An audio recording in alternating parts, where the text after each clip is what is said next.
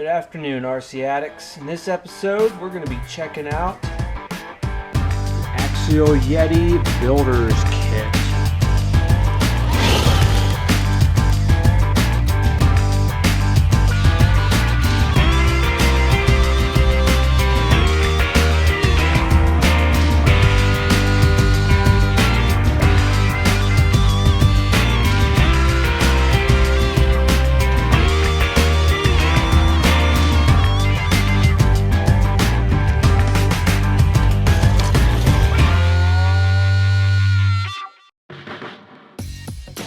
Real honest reviews.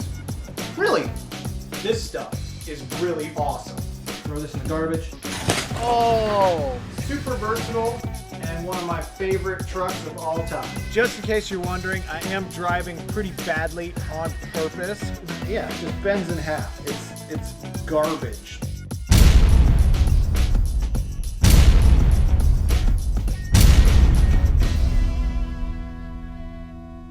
Come on, wouldn't you trust this face?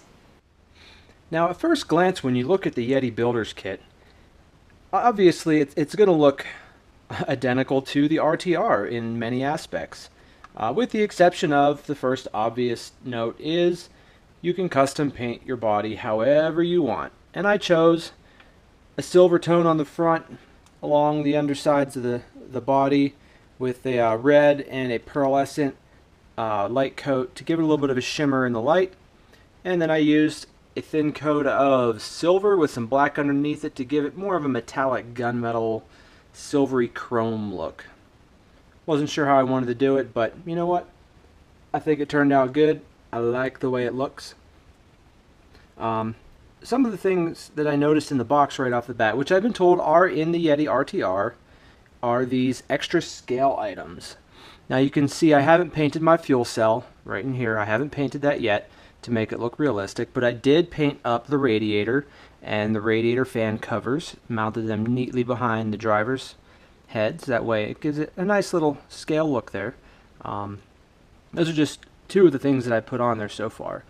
There is a set of bull horns, there was a fuel can in there, and a few other items that may be of interest to some. I just haven't decided where to or if I'm even going to bother mounting them up yet. You also have the option for a spare tire holder, which will mount to these two holes here, and then your spare tire just goes right here in the middle of everything in the back. Pretty cool. So that's just a quick glance on the outside of the truck and my, so far, the best paint job I've ever done. So I mean, some of y'all are perfectionists and awesome at this, but this is by far the best paint job I've been able to accomplish. I'm pretty excited about it. So, taking the body off. As you can see, looking underneath, I've started wiring up some lights to a light controller, and I utilized the light buckets that came with the kit. I painted them chrome to make them a little more shiny. So if you look right inside here, you can see it's all chromed out and shiny. I put the yellow tinted stickers over top of them just to make it a little bit different when the light's shining through, so we don't just have bright white. And hopefully by the time you get to see this run later on in the video, I will have all the lights wired up and ready to go, along with my rear brake lights, which I will be designing a red lens cover. It's going to be different than you would normally see on the back, but it's going to cover that whole spot with all four of them LEDs just to make it look cool. So that is the body. Moving on. The biggest differences you're going to notice between the RTR and the kit are the shocks and your turnbuckles right off the bat, just checking out the top. You've got these nice aluminum bodied shocks with nitrate coated shock shafts. You've got your adjustable turnbuckles, which are hands over much better than the plastic linkages that they put on the RTR. The RTR I was driving, that Ryan had for a while and bashed around and played with, by the time I got to it, right here, this end of the plastic arm kept popping off and falling apart, and it's just, overall, I mean, it's great for an RTR out of the box, but in your steering linkage, who wants flexible plastic when you can have solid turnbuckles to make your adjustments, adjust your toe in, your toe out, your camber, and the whole 9 yards. Alright, then scooting on around to the back, you can see, again, your long shocks with the aluminum body. Now, if you remember correctly, and I just so happen to have the sway bar, or the trailing arm that Ryan showed in his original RTR video, and he said, this plastic is really flexible. It's total crap. It breaks really easy. Well, he sent it to me so I could take a look at it and maybe design some new trailing arms, however other people got to it before I did, so I never bothered. With that said, yep, this is crap all by itself. Now, Axial came up with these aluminum stiffeners that bolt to both sides of your trailing arms to give it extra strength. Now, we'll see how well it held in there once I get this going and driving. But in the meantime, so far, the main differences that I've noticed from the RTR, at least on the outside, we haven't gotten to the inside yet. Your aluminum bodies, your trailing arms, and I almost forgot. You have your swing shafts in here with your universal joints, unlike in the RTR, which has the dog bone setup. So this is a much better, much cleaner, more smooth operating setup than is in the RTR. Now, last but not least, we have the internal gears in the front differential and your rear axle. These gears are the heavy-duty bevel gears. Okay, so these heavy-duty bevel gears are going to give you a much better drive in the drivetrain, and it's going to be sturdier and stronger, and it's going to last longer. Now, I can personally say, last time I went to visit Ryan and hang out with him and drove his Yeti around a little bit, I arrived and his front differential was stripped out. So I replaced it with some standard gears and went off for a drive. About 10 minutes later, the front differential was stripped out yet again. Replaced the gears again, and then the rear differential stripped out. So these heavy-duty gears are going to be a much better option for this truck to keep it going longer and keep the fun happening. So, in a nutshell, those are your differences for the Builders Kit and the RTR. And yeah, I just can't wait to drive it and see how it works out. Now, you'll notice there's no motor. I do have my powerful high-tech servo in here, but there's no motor. Well, guess what's coming for it? The new Holmes Hobby brushless combo system. It's going to be amazing. Watch the footage to follow and see how she rips out and has lots of fun. Catch you later.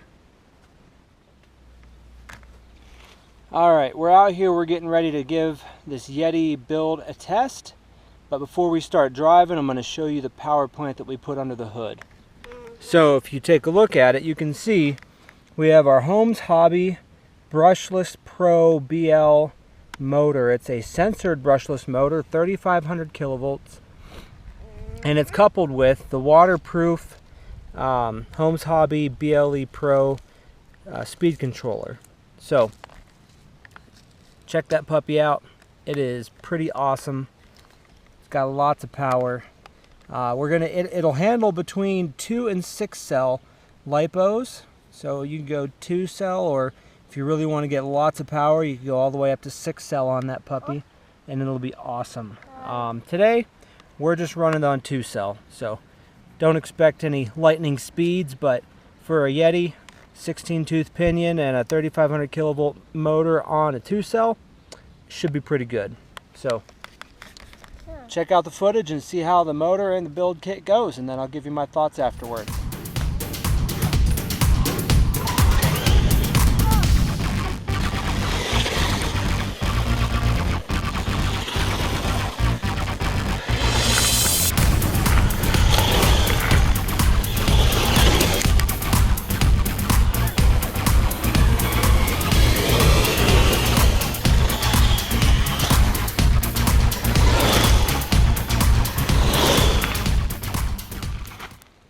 Alright, so we just got finished running the battery pack through the through the Yeti. Motor's a little bit warm, but you know, nothing to be concerned with. Speed controller also, you know, not too warm. The only real recommendations I would have is when you're running a setup like this, especially with a high-powered servo, you definitely need to have a BEC in there. An external BEC, not the one that's inside the speed controller. I did have a few instances where I punched it full throttle and the speed controller reset because it would suck way too much juice between the speed controller powering up the motor and powering the high-tech servo that I got in there. So, only recommendation. Only real complaints about the Yeti is the stock suspension with the stock oil setup is way too soft. It bottoms out way too easy, and it squats a little bit more than I would prefer, allowing the handling not to work quite as well as you would expect it to. So maybe change up some shock oil, add some different springs, maybe do a double shock setup in the back. I guess we'll find out. But other than that, it's Holmes Hobby brushless combo with a 5mm shaft, 3500 kilovolt motor, and the waterproof ESC. Again, a censored setup. This is freaking awesome. I love it. So there you go. That's my official opinion. It's Holmes Hobby Electronics. The new brushless combo is just amazing. You know, volt it up, fire it out, make it go as fast as you want to go, and hold on for dear life. All right, and that'll be it. That wraps up our real honest review of the Yeti and a quick look at the Holmes Hobby set, the new brushless setup. So until next time, catch you later.